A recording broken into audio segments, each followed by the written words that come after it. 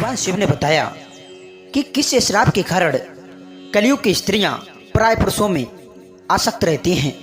श्रोताओं, एक बार देवी पार्वती भगवान शिव जी से मिलने आती हैं और कहती हैं कि हे स्वामी, आज मैं मृत्यु लोक पर भ्रमण कर रही थी, तब मैंने देखा कि कई स्त्रियां अपने पति को धोखे में रखकर पराये पुरुषों में आसक्त रहती हैं।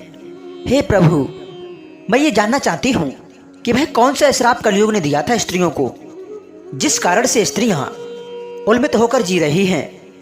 हर दूसरी स्त्री पति या पिता को धोखे में रख रही है तथा स्वेच्छाचारिणी बन रही हैं। हे प्रभु, कृपा करें और मेरे इन शंकाओं को दूर करें।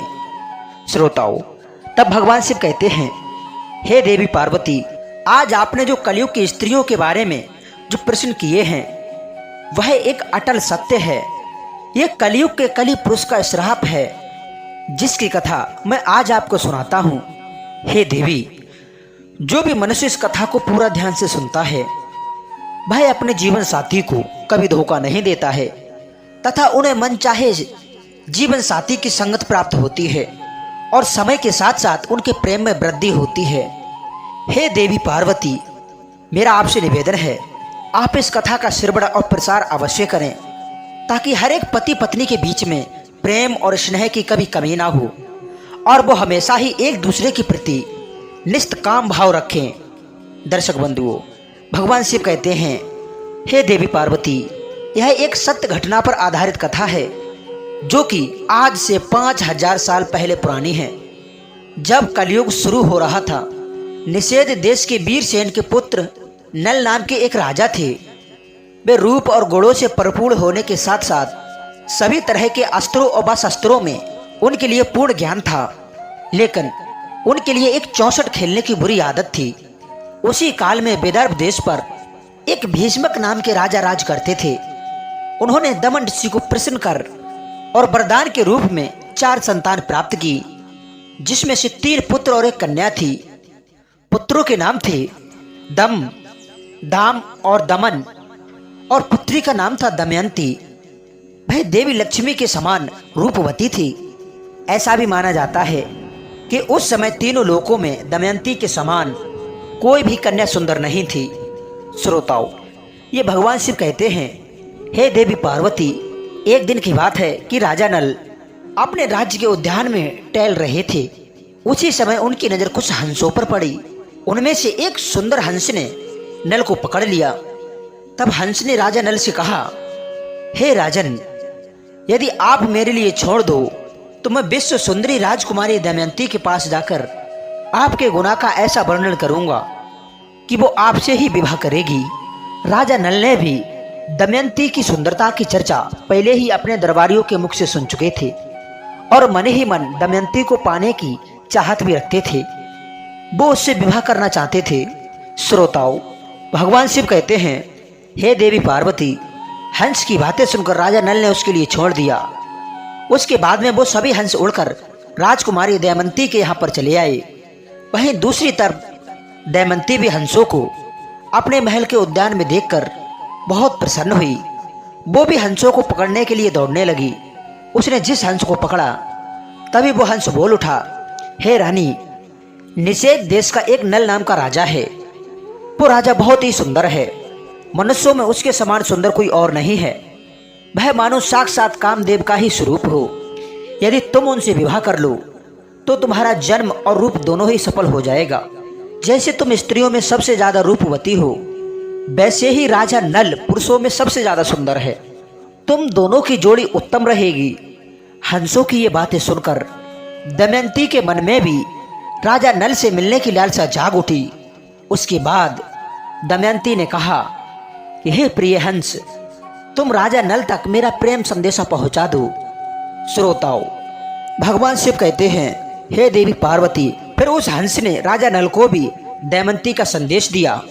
इधर दमयंती दिन रात राजा नल का ही ध्यान करती रहती हैं।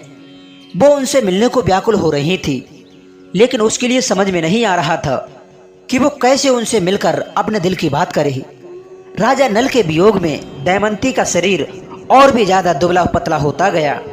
अब तो वह कमजोर सी दिखने लगी। फिर कुछ दिनों के बाद राजा भीष्मक ने सोचा कि मेरी पुत्री विवाह के योग्य हो गई है, तथा दमयंती के पिता ने उसके स्वयंवर का आयोजन किया, जिसमें सभी देशों के राजा को स्वयंवर में बुलाया गया। स्वयंवर का निमंत्रण मिलने के बाद सभी देश के राजा वहां पर पहुंचने लगे। उधर जब देवर्षि नारद के द्वारा सभी देवताओं को भी दमयंती के स्वयंवर का निमंत्रण मिला, तो इंद्र और सभी लोकपाल विदर्भ देश के लिए निकल पड़े। राजा नल को भी संदेशा भेजा गया, तो वो भी तुरंत ही दमयंती के स्वयंवर के लिए चल पड़े। दर्शक बंधुओं, भगवान शिव कहते हैं, हे देवी पार्वती, राजा नल के रूप को देखकर इंद्र ने रास्ते में ही अपने विमान को खड़ा कर दिया। अपनी राह में जब राजा नल ने सभी देवताओं को देखा, तो अपने रथ से नीचे उतरकर उन सबको प्रणाम किया। फिर इंद्र ने राजा नल से कहा, हे वत्स, हे राजा नल, आप बहुत रूपवान हो, कृपया करके आप हम लोगों के दूत बन जाइए। आप हमारे दूत बनकर दमयंती के पास में जाएं और कहें कि इंद्र, वरुण, अग्नि, कुबेर और यम देवता तुम्हारे पास आकर तुमसे विवाह करना चाहते हैं। इनमें से तुम जिसको भी चाहो उस देवता को तुम अपना पति स्वीकार कर लो। श्रोताओं, यह सुनकर राजा नल ने दोनों हाथ जोड़ते हुए देवताओं से कहा, हे प्रभु, मैं एक दूत बनकर वहां कैसे जा सकता हूं, जबकि मेरा और आप लोगों का वहां जाने का एक ही उद्देश्य है। इसीलिए मैं आपका दूत बनकर वहां पर नहीं जा सकता। आप लोग कृपया करके मुझे इस विषय में क्षमा कीजिए। तब देवताओं ने कहा, हे नल, तुम हम देवताओं का कहा टाल रहे हो, फिर सोच लो। इंद्र के ऐसे कठोर वचन सुनकर राजा नल देवताओं के दूत बनने के लिए तैयार हो गए और उन्होंने इंद्र की आज्ञा से राजमहल में प्रवेश किया। तब दमयंती भी और उसकी सहेलियां भी राजा नल के रूप को देखकर एकदम से मुग्ध हो गईं और शर्म के मारे कुछ नहीं बोल पा रही थीं। तब नल ने कहा, मैं यहाँ पर देवताओं का दूत बनकर के आया हूँ। हे दमयंती, स्वर्ग के देवता तुम्हारे साथ विवाह करना चाहते हैं। तुम किसी भी एक देवता को चुन लो और विवाह कर लो। यही संदेश लेकर मैं तुम्हारे पास आया हूँ। देवताओं के प्रभाव से मैंने तुम्हारे महल में प्रवेश किया था, इसलिए मेरे लिए कोई देख नहीं पाया। मैंने अब तुमसे देवताओं का संदेश कह दिया है। अब तुम्हारी जो इच्छा हो वो करो। श्रोताओं, तब भगवान शिव कहते हैं कि हे देवी पार्वती, दमयंती ने बड़े ही श्रद्धा के साथ में देवताओं को प्रणाम किया और मंद मुस्कान के साथ में कहा कि हे स्वामी, मैं तो आपको ही अपना सर्वस्व मानकर अपने आप को तुम्हारे चरणों में सौंपना चाहती हूँ। जिस दिन से मैंने हंसों की बात सुनी है, तब से मैं आपके लिए व्याकुल हूँ। आपके लिए ही मैंने राजाओं की भीड़ इकट्ठी की है। यदि आप मुझ जैसी दासी की प्रार्थना अस्वीकार कर देंगे तो मैं जहर खाकर मर जाऊंगी। दमयंती के मुख से ऐसी बातें सुनकर राजा नल ने कहा कि हे देवी, जब बड़े बड़े लोकपाल देवता आपसे विवाह करना चाहते हैं, तो फिर आप मुझ मनुष्य से क्यों वर्ण करना चाहती हैं? मैं तो इन देवताओं के चरणों की धूल के बराबर भी नहीं। आप उन्हीं में से किसी एक से विवाह कर लीजिए। देवताओं का अप्रिय करने पर मनुष्य की मृत्यु भी हो सकती है। अतः आप मेरी रक्षा करें और उनमें से किसी एक का वर्ण कर लें। नल की यह बात सुनकर दमयंती घबरा गई। उसकी आंखों से आंसू छलकने लगे और वह मंद स्वर में बोली, मैं आपको वचन देती हूँ कि मैं आपको पति के रूप में ही वर्ण करूंगी।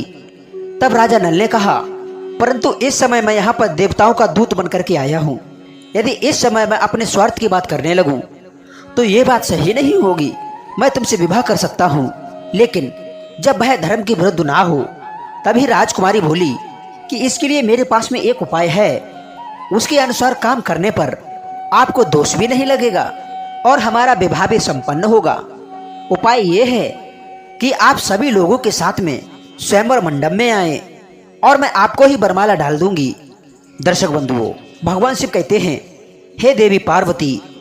फिर राजा नल वापस देवताओं के सामने पहुंच गए और देवताओं के पूछने पर उन्होंने बताया कि वह रानी के पास तो दूत बनकर गया था, लेकिन वो और उसकी सखियां सभी मुझ पर मोहित हो गईं और आप लोगों का प्रस्ताव उनके सामने रखने के बाद भी वो मुझे ही वरण करने पर तुली है।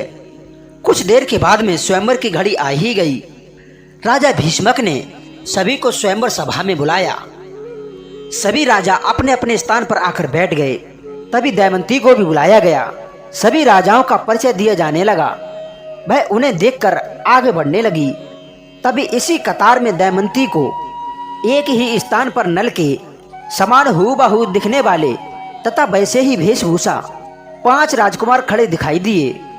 तब वो हैरान हो गई और मन ही मन विचार करने लगी कि इन 5 में से मैं राजा नल को कैसे पहचानूं। तभी वो समझ गई कि ये देवताओं की माया है और अंत में दमयंती ने निश्चय किया कि इस समस्या से बाहर निकलने के लिए वो देवताओं से ही सहायता मांगने लगी और अपने हाथ जोड़कर देवताओं की स्तुति करने लगी और कहने लगी कि हे देवताओं, हंस के मुख से नल का वर्णन सुनकर मैंने उन्हें ही पति के रूप में वर्ण कर लिया था और उसी को पाने के लिए मैंने ये स्तुति शुरू की है। कृपा करें आप अपने साक्षात रूप में प्रकट हो जाएं, जिससे मैं राजा नल को पहचान सकूं। देवताओं ने प्रसन्न होकर उसे ऐसी शक्ति दी जिससे वह देवता और मनुष्य में अंतर कर सके, ताकि बाद में तत्पश्चात वह राजा नल के गले में माला डालकर उसका वरण कर लिया। दर्शक बंधुओं, भगवान शिव कहते हैं, हे देवी पार्वती, स्वयंवर पूरा होने के बाद देवता वापस स्वर्ग की ओर जा रहे थे। उसी समय उनकी रास्ते में ही कलयुग और द्वापुर से भेंट हो जाती है। तब इंद्र ने पूछा कि हे कलयुग, तुम कहाँ जा रहे हो? तब कलयुग ने कहा, मैं रानी दमयंती के स्वयंवर में उससे विवाह करने के लिए जा रहा हूँ। फिर इंद्र ने बताया कि अरे, स्वयंवर तो कब का पूरा हो गया और दमयंती ने राजा नल का वर्णन कर लिया है, हम लोग तो बस देखते ही रह गए। यह बात सुनकर कलयुग बोला, ये तो अनर्थ हो गया। उसने देवताओं का घोर अपमान किया है, इसलिए उसके लिए इस अपराध का दंड अवश्य मिलना चाहिए। तभी देवताओं ने कहा कि दमयंती ने हमारी आज्ञा से ही नल का वर्णन किया है। हे कलयुग, वास्तव में राजा नल सर्वगुण संपन्न और उसके योग्य वर है। वो धर्म के बड़े ज्ञाता भी हैं, इसलिए उसको श्राप देना पुण्यवान ब्राह्मण को नरक में गिराने के समान है, जो कि एक महापाप है। दर्शक बंधुओं, भगवान शिव कहते हैं, हे देवी पार्वती, ऐसा कहकर देवता आगे बढ़ गए। लेकिन कलयुग और द्वापुर इसी विषय पर बात कर रहे थे।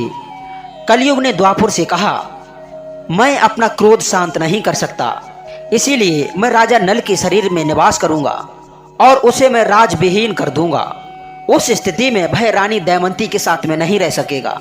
उसे 64 का बड़ा शौक है, इसीलिए तुम भी 64 के पासों में प्रवेश करके मेरी सहायता करना। और द्वापर युग ने भी उसकी बात मान ली। उसके बाद द्वापर और कलयुग दोनों ही राजा नल की राजधानी गए, लेकिन कलयुग को राजा नल के शरीर में प्रवेश करने का कोई भी स्थान नहीं मिल रहा था। वो सिर्फ एक अवसर चाहता था नल के शरीर में प्रवेश करने का। इसी तरीका से समय बीतता गया, लेकिन कलयुग कुछ ना कर पाया। फिर 12 वर्ष के बाद एक दिन राजा नल संध्या के समय लघु शंका से निवृत्त होकर बिना हाथ पैर धोए भोजन करने को बैठ गए।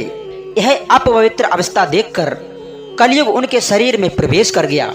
वहीं कलयुग दूसरा रूप धारण कर उनके भाई, जो अलग रहकर अपना राज्य चलाते थे, पुष्कर के पास में गया और उसने कहा कि तुम नल के साथ में 64 खेलो।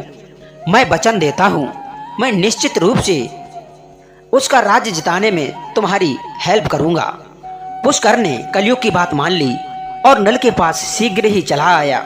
जब पुष्कर ने राजा नल के लिए जुआ खेलने के लिए ललकारा, तो राजा नल दमयंती के सामने उसकी ललकार सह न सके। श्रोताओं, भगवान शिव कहते हैं कि हे देवी पार्वती, राजा नल ने 64 खेलने का निश्चय किया। फिर खेल प्रारंभ हुआ। उस समय राजा नल के शरीर में कलयुग प्रवेश कर चुका था और पासों में द्वापुर था। इसीलिए राजा नल जो कुछ भी उस जुए में लगाते वो सब हार जाती। प्रजा और मंत्री ने राजा को रोकना चाहा, लेकिन वे सब कुछ हारने तक नहीं रुके। जब मंत्रियों ने रानी तक राजा को रोकने का संदेश पहुंचाया, तब दमयंती ने राजा नल से कहा, हे स्वामी, आपकी सारी प्रजा आपके दुख के कारण अचेत हो जा रही है। इतना कहकर दमयंती भी रोने लगी। लेकिन राजा नल कलयुग के बस में होने के कारण रानी दमयंती की एक बात भी नहीं सुन रहे थे और वो जुआ खेलते रहे। द्वापुर का पासों के ऊपर नियंत्रण था, इसीलिए राजा नल जो भी पासे फेंकते थे वो प्रतिकूल ही पड़ते। जब दमयंती ने यह सब देखा, तो राजा नल के सारथी को बुलाकर बच्चों को रथ में बिठाकर कुंडीनगर को भेज दिया। इसके बाद पुष्कर ने राजा नल का सारा धन 64 में जीत लिया और बोला, क्या तुम्हारे पास में दांव पर लगाने के लिए कुछ और भी है? यदि तुम दमयंती को दांव पर लगाने के समान समझो तो उसे भी लगा सकते हो, बदले में मैं सब कुछ वापस लौटा दूंगा। लेकिन राजा नल ने दमयंती को दांव पर नहीं लगाया। श्रोताओं, 64 में सब कुछ हारने के बाद राजा नल और दमयंती अब जंगल जंगल भटकने लगे, तो उनके लिए भोजन भी नसीब नहीं होता था। एक दिन राजा नल ने देखा कि कई पक्षी उनके पास में आकर के बैठ गए। उन पक्षियों के पंख सोने के समान चमक रहे थे। राजा नल ने सोचा कि यदि मैं इन पक्षियों के पंख प्राप्त कर लूं तो इनसे कुछ धन मिल सकता है। ऐसा सोचकर उन्हें पकड़ने के लिए नल ने उनके ऊपर अपने पहने हुए वस्त्र डाल दिए, लेकिन वो पक्षी उनके वस्त्र भी लेकर उड़ गया। असल में वो पक्षी नहीं थे। राजा के पास में जो राजसी वस्त्र थे वो कलयुग पक्षी बनकर उन्हें भी छीनने के लिए आया था। अब राजा नल नंगे होकर बड़ी ही घृणता के साथ ऊपर देखता हुआ रह गया और मायूस होकर वह रानी दमयंती के पास में पहुंचा और उसे सामने के मार्ग दिखाने लगा कि हे दमयंती, तुम देख रही हो यहाँ पर बहुत से रास्ते हैं। अवंती की ओर जाता है और दूसरी ओर विंध्याचल पर्वत है। ये पीयूषणी नदी समुद्र में मिलती है और यह कौशल देश का मार्ग है। राजा नल का दुख और लाचारी देखकर रानी दमयंती की आंखें आंसुओं से भर गईं। राजा नल से कहा, क्या आपको लगता है कि मैं आपको छोड़कर अकेली कहीं जा सकती हूँ? मैं आपके साथ रहकर ही आपके दुखों को बांटना चाहती हूँ। आपके दुख में मुझे साथ देना मेरा पहला कर्तव्य है। ऐसा कहकर नल के दुखों को रानी दमयंती हल्का कर देती है। उस समय राजा नल के शरीर पर एक भी वस्त्र नहीं था और ना ही जमीन पर सोने और बैठने के लिए कोई वस्त्र थे। श्रोताओं, भगवान शिव कहते हैं कि हे पार्वती, नल और दमयंती के साथ कलयुग ने अपना क्रोध कुछ इस प्रकार से निकाला। फिर संध्या के समय वे दोनों वहीं पर ही सो गए। कुछ समय बाद राजा नल गहरी सोच में पड़ गया और मन ही मन कहता है कि ये मुझसे बड़ा प्रेम करती है और प्रेम के कारण ही इसके लिए इतना दुख झेलना पड़ रहा है। फिर राजा नल ने सोचा कि इसे छोड़कर चला जाऊं तो संभव है कि इसके लिए इन दुखों से राहत मिल जाए और ये चलते चलते अपने पिता के राज्य को चली जाए। यह सोचकर उसने रानी दमयंती की साड़ी को फाड़कर अपना शरीर ढक लिया। दमयंती गहरी निद्रा में थी। राजा नल उसको वहीं पर छोड़कर निकल गए। दरअसल शरीर में कलयुग प्रवेश होने के कारण राजा नल की बुद्धि नष्ट हो गई थी। इसीलिए वे अपनी पत्नी को वन में अकेला छोड़कर वहां से चले गए। जब रानी दमयंती की नींद टूटी तो उसने देखा कि राजा नल उनके पास में नहीं है। यह दृश्य देखकर वो चौंक गई और राजा नल को पुकारने लगी। जब रानी दमयंती को राजा नल बहुत देर तक दिखाई नहीं पड़े तो वह जोर जोर से रोने लगी और भटकती हुई जंगल के बीच पहुंच गई। वहां पर एक बड़े से अजगर ने रानी दमयंती पर हमला कर दिया तो रानी दमयंती चिल्लाने लगी। तब उसके सुर एक व्याध के कान में पड़े। वो उधर ही घूम रहा था।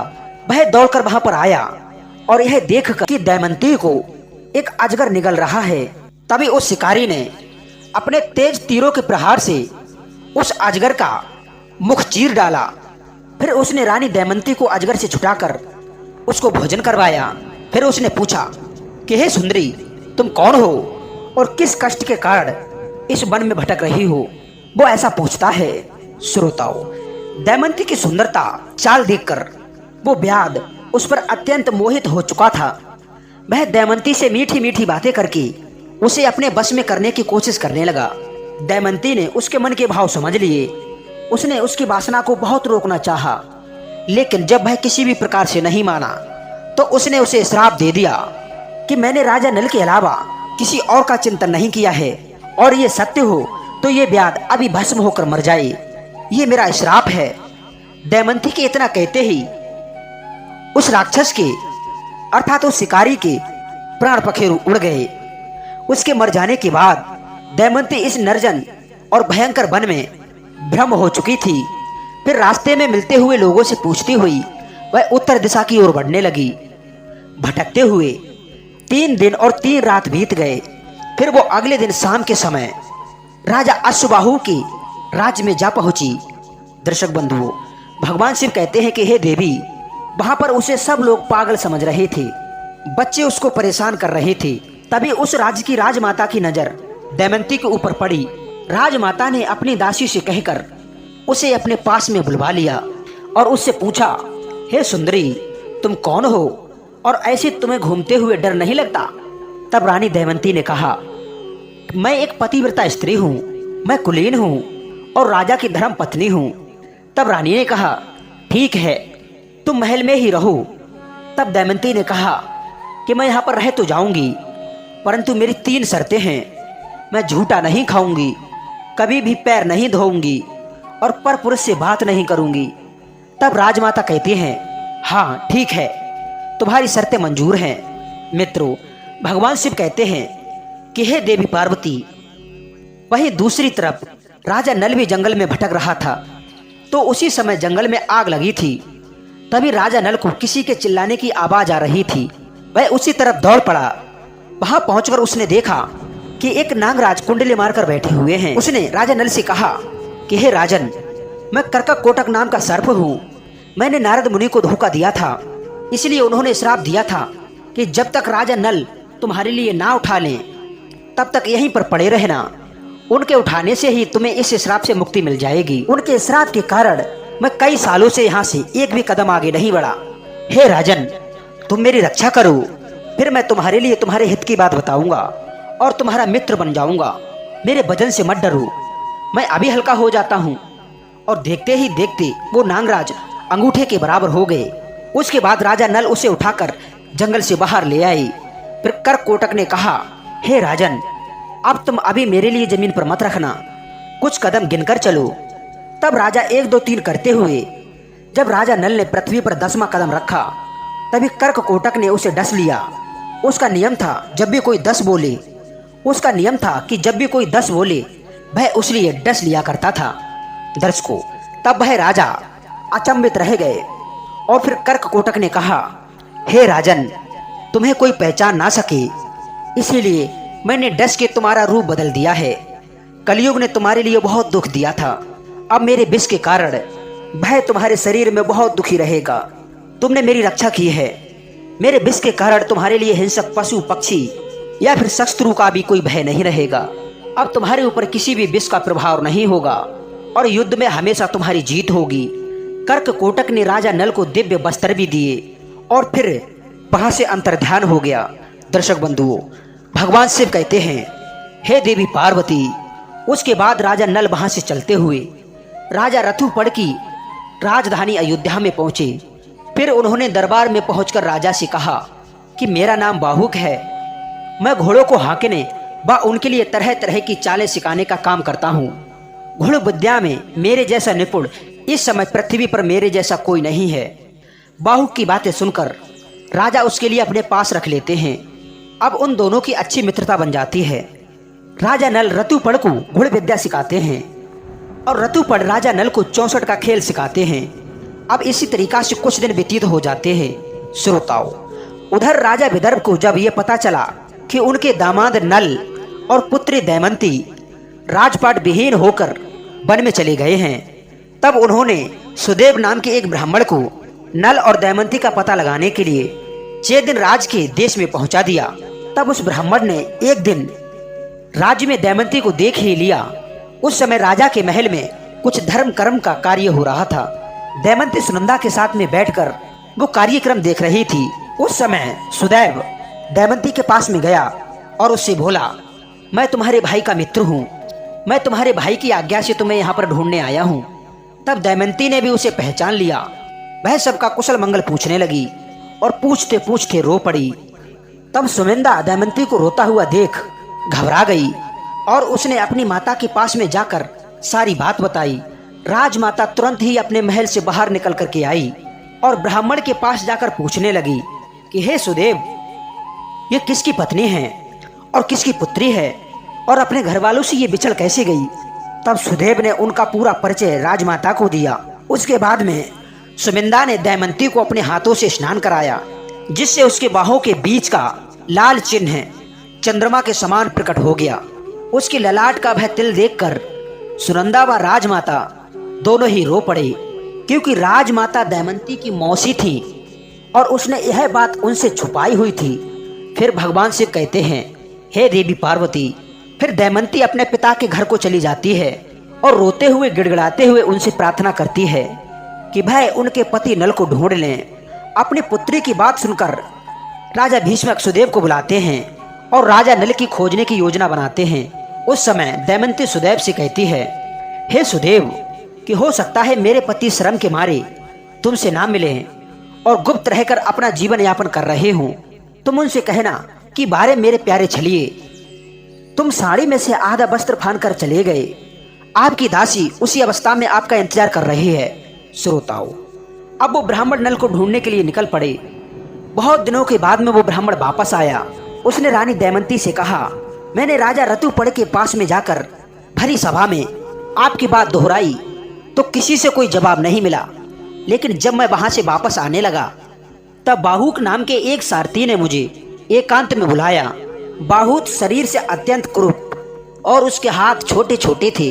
वह लंबी लंबी सांस लेकर मुझसे रोता हुआ कहने लगा, उच्च कुल की स्त्रियों के पति उनको छोड़ भी देते हैं तो फिर भी वह अपने सील की रक्षा करती हैं क्या?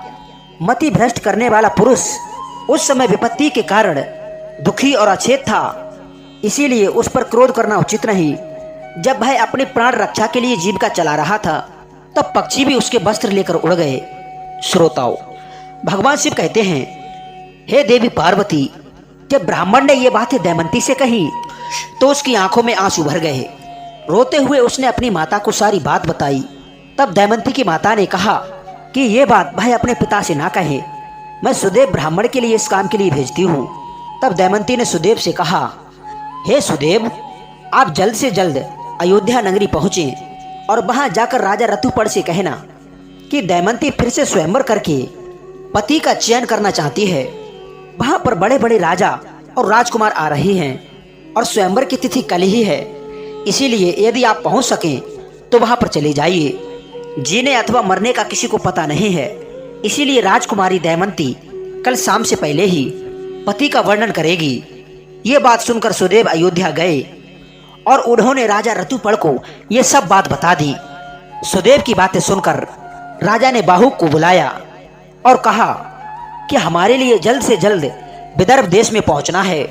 श्रोताओं, ऐसी बातें सुनकर राजा नल का कलेजा ही फट गया और उसने सोचा कि यह संभव नहीं है कि दमयंती दूसरा विवाह करना चाहती है।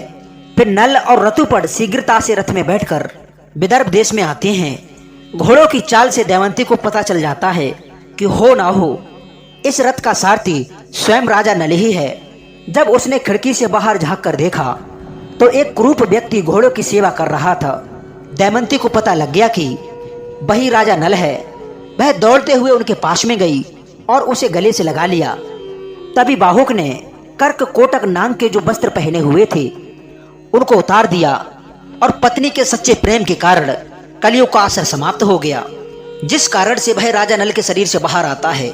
और दमयंती का अपने पति के प्रति इतना प्रेम देखकर उससे अत्यधिक घृणा हो जाती है। वहीं पर राजा नल भी अपने पिछले रूप में वापस आ जाते हैं। दर्शक बंधुओं, भगवान शिव कहते हैं कि हे देवी पार्वती, किंतु अब भी द्वापर युग का काल कुछ शेष था, जिस कारण से कली, नल और दमयंती अपने वशीभूत नहीं कर पाया और उसने क्रुद्ध होकर रानी दमयंती को श्राप दिया कि हे दमयंती, आज तो तुम मेरे वशीभूत नहीं हो पाई। मैं कलयुग की नारियों को यह श्राप देता हूँ। श्रोताओं, भगवान शिव कहते हैं, हे देवी पार्वती, अब मैं आपके सारे प्रश्नों के उत्तर देता हूँ जो कलयुग ने स्त्रियों को दिए थे। हे गौरी, कलयुग कहता है कि मेरे श्राप से ये स्त्रियां आलसी बन जाएंगी, देर से उठेंगी, पति के साथ ही भोजन करेंगी, वो अपने पति से कभी भी संतुष्ट नहीं रहेंगी और धन की अधिक लालची बन जाएंगी। अतः कलयुग में स्त्रियों का राज हो जाएगा। हर घर की पुत्र वधू काम के लिए घर से बाहर जाएगी, धन की प्राप्ति के लिए समेचाचारणी बन जाएगी। उसे अपने पति से ज्यादा पराये पुरुष अधिक पसंद होंगे। वो सही समय पर विवाह नहीं करेंगी तथा स्त्री को जो मां बनने का वरदान मिला है उसका भी अपमान करेंगी और स्वयं बच्चे को जन्म देना नहीं चाहेंगी। हे पार्वती, कलयुग की स्त्री कम वस्त्रों को पहनेंगी और उनका प्रेम भी झूठा होगा। बाल कटवाएंगी, ठीक से बच्चों और परिवार की परवरिश नहीं करेंगी तथा अपने घर के वृद्ध लोगों को घर से बाहर निकाल देंगे। हे गौरी, कुंवारी कन्या जो कि स्वयं देवी का स्वरूप है, वो भी विवाह से पहले गर्भवती हो जाएगी।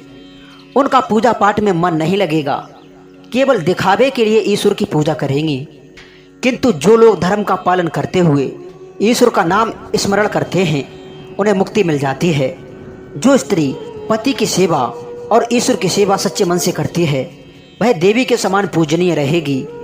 उन पर मेरा आशीर्वाद सदैव ही बना रहता है। दर्शक बंधुओं, यदि यह कथा आपको अच्छी लगी तो कमेंट बॉक्स के माध्यम से हमारे लिए अवश्य बताना। और हम मिलते हैं आपको अगली वीडियो में, मिलते हैं नई ज्ञान चर्चा के साथ। तब तक सभी श्रोताओं को बहुत बहुत धन्यवाद जी। नमस्कार। राधे राधे।